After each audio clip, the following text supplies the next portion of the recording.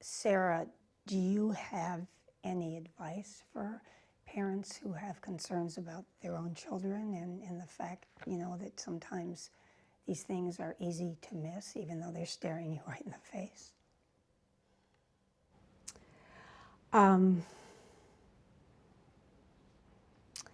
Well, if you had asked me that, if you had asked me that a year ago, I would have a completely different answer. I mean, this is a really hard time for children and for adolescents and for young adults. And, as parents, you do your best, and you do your best to listen and to care and to love and to not judge and to, create an atmosphere where your beloved, your beloved person can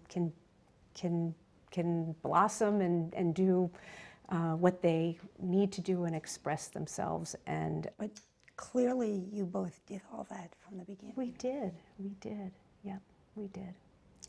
And we have, I think I have certainly a new level of appreciation for people who are suffering and feel that they can't share what they're feeling because of perhaps some, social stigma. This is hard. This is hard, and it's a disease. It's not.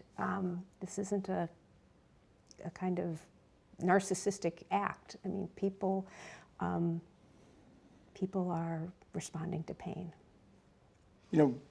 Millions of families have been touched now by COVID-19, by the opioid crisis, which takes away 250 or 300 people every day, by suicide, by gun violence, by all of these things, where our country is reeling from the pain. And like Sarah says, I think a majority of young people now are experiencing symptoms of depression, anxiety, and other mental and emotional health problems. And maybe that's not a big deal in a dictatorship society because all that matters is the people at the top.